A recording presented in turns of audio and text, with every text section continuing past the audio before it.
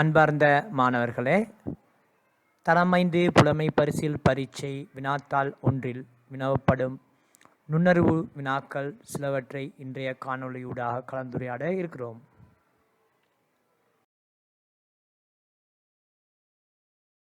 ஒரு குறித்த மாதத்தில் செவ்வாய்க்கிழமைகள் வரும் நாட்களின் எண்களின் கூட்டுத்தொகைக்கு கிடைக்கத்தக்க பெரிய பெருமானம் யாதுன்னு கேட்டுக்கிறாங்க. அந்த கேள்வி அதாவது 80, 85, 88.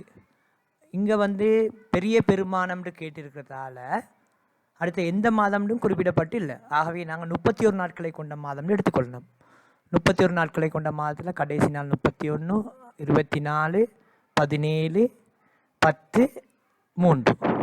31 7 கழிச்சால் 24, 24 7 கழிச்சால் 17, 17 7 கழிச்சால் 10, 10 7 கழிச்சால் 3. ஆகவே இதெல்லாம் செவ்வாய்க்கிழமை. இந்த செவ்வாய்க்கிழமைகள திகதிகள் எல்லாம் கூட்டி வாரதில் 85 வரும் கிடைக்கத்தக்க மிகப்பெரிய பெருமானம். கூட்டுத்தொகைக்கு கிடைக்கத்தக்க மிகப்பெரிய பெருமானம் 85. ஆகவே இந்த நாட்காட்டில் பாருங்கள், 3ஆம் தேதி, 10ஆம் தேதி, 17ஆம் தேதி, 24ஆம் தேதி, 31ஆம் தேதி. மிகப்பெரிய பெருமானம் அல்லது பெரிய பெருமானம்னு கேட்டால் அது 31 நாட்களை கொண்ட மாதமாக எடுத்துக்கொள்ள வேண்டும். நாங்கள் அந்த மாதம் எதுன்னு தராமல் இருந்தாலும் பிரச்சனை இல்லை. மிகப்பெரிய பெருமானம்னு கேட்டால் 31 இருந்து தான் ஆரம்பிக்கணும். அதாவது நாட்காட்டில் காணப்படுற பெரிய எண் 31. ஆகவே அந்த 31 செவ்வாய்க்கிழமை எடுத்து தான் நாங்கள் இந்த கணக்குக்கு விடையை கண்டுபிடிக்க வேண்டும்.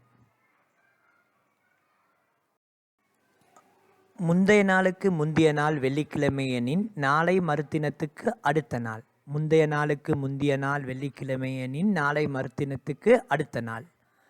முதலாவது விடை செவ்வாய்க்கிழமை, புதன்கிழமை, வியாழக்கிழமைன்னு பெறப்பட்டிருக்குது. நாங்கள் இன்று ஆரம்பிப்போம்.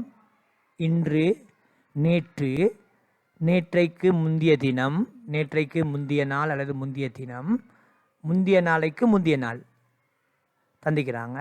அது இன்று, அதுக்கப்புறம் நாளை, நாளை மறுதினம், நாளை மறுதினத்துக்கு அடுத்த நாளை தான் கேட்டுக்கிறாங்க, விடையாக கேட்டுக்கிறாங்க. முந்தைய தினத்திற்கு முந்தைய நாளைக்கு முந்தைய நாள் வெள்ளிக்கிழமை, வெள்ளி, சனி, ஞாயிறு, இன்று திங்கள், நாளை செவ்வாய், நாளை மறுதினம் புதன், நாளை மறுதினத்துக்கு அடுத்த நாள் வியாழன்.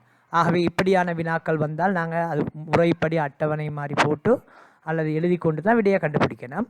ஆகவே சரியான விடை வியாழக்கிழமை.